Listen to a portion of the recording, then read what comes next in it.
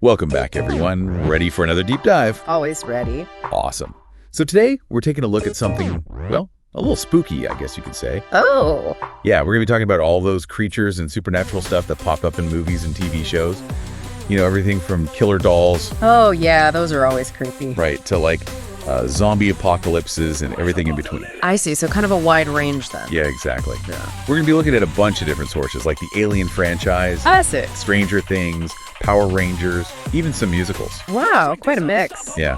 The goal is to see like how these themes are used in all these different genres, you know, from horror to science fiction, comedy, even a little bit of fantasy thrown in there. Sounds fascinating. So where do we start? Well, first, I think it's important to note that these stories about the supernatural and all those fantastical creatures, they've been around forever. You're right, they've been captivating audiences for centuries. And it's interesting, right, how the sources we're looking at, they approach these themes in such different ways. I mean, some are straight up terrifying. Oh, yeah. While others are more family friendly. Yeah. You know. But let's start with horror, shall we? It's a genre that just never seems to go out of style. And for good reason, right? Right. It taps into some of our most primal fear. The fear of the unknown, the dark, the things that go bump in the night. Exactly. And I think that's why it's so effective. You know, it forces us to confront those fears, even if it's just through a screen. Absolutely. And speaking of confronting fears, we have to talk about the Alien franchise. I mean, the original Alien, it's a masterpiece of slow burn sci-fi horror.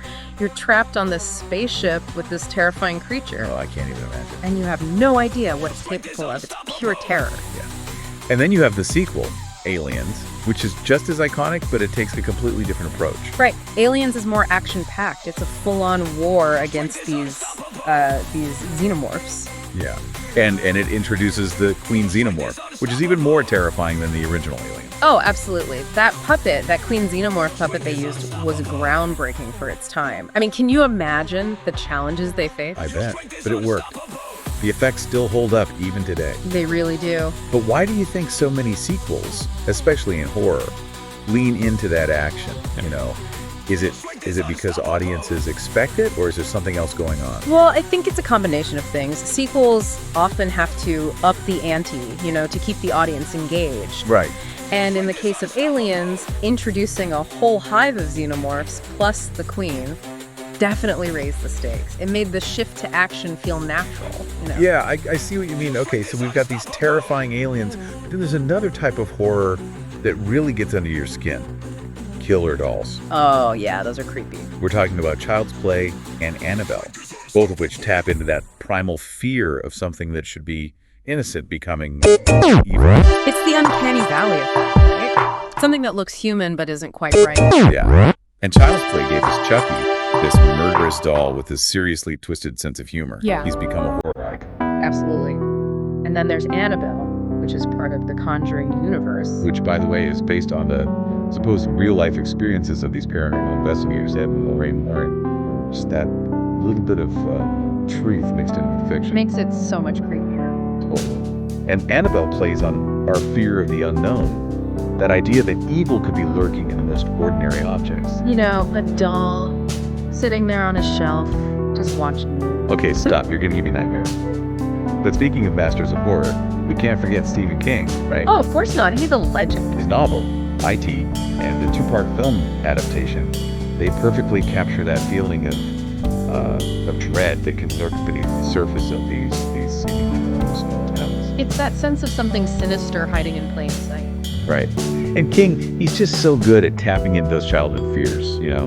Like, I'm thinking specifically of Pennywise the Dancing Clown. Oh, yeah, Pennywise. Oh, creepy. Yeah. And the two-part structure of the film adaptation, that lets us see how those childhood traumas, how they can stick with you, you know, even into adulthood. It's a powerful exploration of trauma and how it can shape our lives. It really is. And it's interesting how King uses this seemingly harmless figure, a clown, to represent something so evil. It's brilliant, right? It subverts our expectations and makes us question the safety of even the most familiar things. And that subversion of expectations, that's a key element in another horror subgenre we're looking at, slasher films. Ah, yes, slasher films full of suspense and, well, a lot of blood. Yeah. And we've got the Scream franchise, which has been scaring audiences for 6 films now? And they're making a 7th? Wow.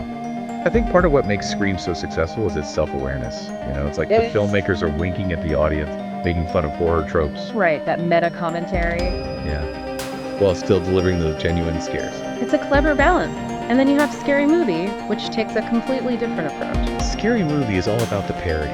It just throws all the slasher cliches in your face and says, look how ridiculous this is. And it works. It allows us to laugh at the things that normally frighten us. Exactly. So from the suspense of Alien to the self-aware scares of Scream, we've seen how horror can tap into our deepest fears and keep us coming back for more. But our exploration of creatures and the supernatural, that doesn't end there. We'll be delving into other genres that offer unique perspectives on these themes, like science fiction and fantasy. And maybe even a musical or two. Oh, definitely. Stay tuned. Okay, so we've talked about all the scary stuff, but, creatures and the supernatural, they're not always about horror. Right. So now I think we should dive into some science fiction and fantasy, see how those genres handle this whole, otherworldly thing. Sounds good to me. And one show that immediately comes to mind is Stranger Things. Become a huge phenomenon. It really has. I think it captures that sense of wonder that we often associate with science fiction and fantasy. Possibility of other worlds, other dimensions. Definitely. And Stranger Things blends that sense of wonder with this 80s nostalgia, like that Spielberg vibe. Oh, totally. It's like E.T. meets the Goonies, but with the Demogorgon thrown in for good measure. Yeah. And it's not just the creatures, right? It's the whole atmosphere, the music, the characters. It all just works together to create this really immersive world. It's a world that feels both familiar and completely strange at the same time. Exactly. Yeah. Speaking of things that are both familiar and strange, we have to talk about Power Rangers. This franchise has been around for 3 decades? Something like that, yeah. It's incredible how it's managed to stay relevant for so long. I know. And it all started with this Japanese series, Super Sentai. Yeah, Power Rangers is basically an American adaptation of Super Sentai. They took the basic concepts, the colorful suits, the giant robots, and made it their own. It's a classic good versus evil story, but with martial arts and explosions, which, let's be honest, makes it way more fun. Oh, for sure. And I think it appeals to that inner child in all of us, that desire to be a superhero, to fight for what's right. It's funny, we were just talking about Stranger Things, and both shows feature these groups of kids who end up facing these, extraordinary challenges. That's true. It's like that coming-of-age story, but with a supernatural twist. But they do it in such different ways, right? Right. Stranger Things it's more grounded in reality, even with the Demogorgons and the Upside Down. But Power Rangers, it's just pure fantasy. It is, isn't it? Maybe it reflects how different generations approach these things. I don't know. Interesting to think about. Yeah, it is. Okay, so we've seen how science fiction and fantasy can take us to these other worlds and introduce us to these amazing creatures. But what about stories that bring the supernatural a little closer to home? Oh yeah, like those stories where the magic is happening right here, right now in our world. Exactly. And we've got some great examples of that. Let's start with The Umbrella Academy. Now that's a show that's not afraid to get weird. I know. It's based on these comic books, and it follows this dysfunctional family of superheroes. They're adopted siblings, right? And each of them has these unique powers. Yeah. And they have to, put aside their differences and work together to prevent the apocalypse. Which, of course, is never easy. Never. But it's what makes the show so compelling, right? These characters are so flawed, so messed up, but they're also trying to do the right thing. It's like a superhero drama with a healthy dose of family dysfunction. And talking chimpanzee. Oh, right. Can't forget Pogo. And then on a lighter note, we have Upside Down Magic. It's a Disney Channel show, so it's definitely geared towards a younger audience. Yeah, it's more of a family-friendly take on magical abilities. It takes place at this school for kids with magic called Sage Academy, and it's full of these quirky characters and these fun, different types of magic. Like you have kids who can control fire, kids who can turn into animals. Yeah, talking squirrels even. It's just a lot of fun. It really is. And it has a great message about, accepting yourself for who you are, even if you're a little different. And then we have Descendants, which is another musical franchise, like zombies. But this one focuses on the teenage children of, get this, classic Disney villains. Oh, that's a clever concept. I know. It's like, what happens to the kids of Maleficent or Cruella de Vil?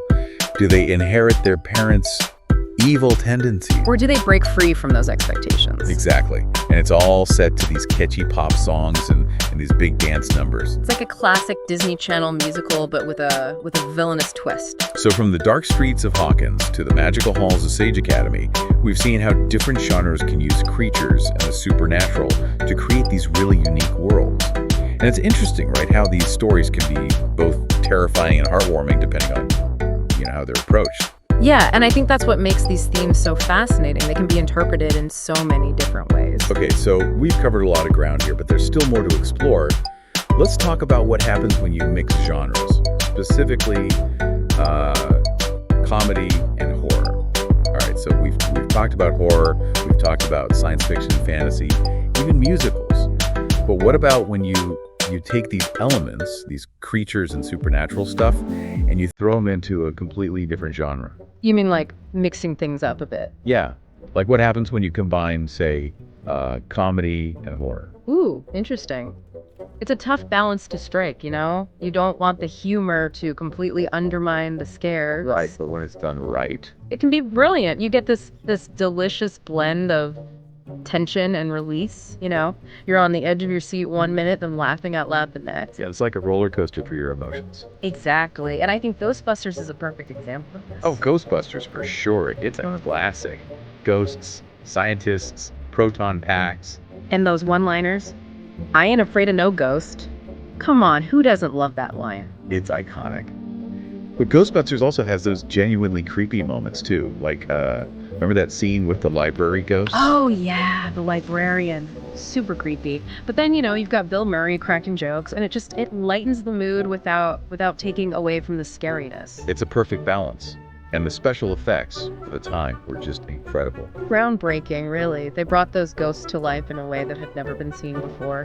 But, beyond the technical stuff, I think Ghostbusters works because it has these characters that you actually care about. You're invested in their story, so those scary moments, they hit even harder. Oh, absolutely. You're laughing with them 1 minute, then screaming with them the next. It's a wild ride. And this whole idea of finding humor in the face of fear, that's also a big part of another source we're looking at.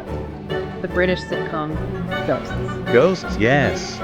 I love that show. It's got such a quirky premise, This couple inherits a mansion. That's full of ghosts. So many ghosts. And each one is from a different historical period. So you've got this caveman trying to figure out what Wi-Fi is. A Georgian poet who's always moaning about the lack of good quill pens. A stuffy Victorian lady who faints at the slightest provocation. It's hilarious. It's so funny. But Ghosts also has this real warmth to it, Like, yes, the ghosts are funny, but they're also characters with their own stories, their own heartaches. They're relatable, even though they're, dead. It reminds us that we all have these shared experiences, these universal emotions, regardless of when we lived or even whether we're, still among the living. Right. And that brings us to our final theme, zombies and those post-apocalyptic worlds. It's interesting how these stories, they often explore, like, the darkest parts of human nature. The breakdown of society, the struggle for survival. Yeah. But they can also highlight, like, the importance of community, the bonds that we form when everything else falls apart. Absolutely. It's like, in the face of unimaginable horror, we find a way to come together to support each other. And we've got two very different takes on the zombie apocalypse to look at. First up, Z Nation. It ran for 5 seasons, and it was this crazy mix of horror, comedy, and even some social commentary. Z Nation was definitely unique. It wasn't afraid to get dark and gritty, but it also had this sense of humor about it all. It never took itself too seriously. And then there's Zombies, the Disney Channel musical trilogy. Talk about a different vibe. It's all bright colors and catchy tunes. Zombies uses the zombie thing as a metaphor for acceptance, for overcoming prejudice. It's a really positive message, especially for younger viewers. So we've gone from the depths of space to haunted mansions to zombie-infested worlds. We've seen how these themes of creatures and the supernatural can be, scary, funny, even heartwarming. It's amazing, isn't it, how these stories, they can tap into our deepest fears, our anxieties, but also our hopes, our sense of wonder. And I think that's why we keep coming back to them, These stories, they allow us to explore those big questions about life and death, humanity, and what lies beyond. And they let us do it in a way that's entertaining, that's engaging. It's like holding up a mirror to ourselves, but in a funhouse kind of way. I like that. A funhouse mirror. It's a distorted reflection, sure, but sometimes those distortions can reveal truths that we might not otherwise see. So as we wrap up this deep dive, I think it's worth asking ourselves, why are we so drawn to these stories? What do they tell us about ourselves, about our place in the world, and what new stories will we create as we continue to grapple with these timeless themes? Those are great questions, and we'd love to hear your thoughts, listeners. What are some of your favorite examples of, creatures and the supernatural in movies and TV? What speaks to you about these themes? Share your thoughts with us, and maybe we can continue this conversation. Until next time, keep exploring, keep questioning, and keep those imaginations running wild.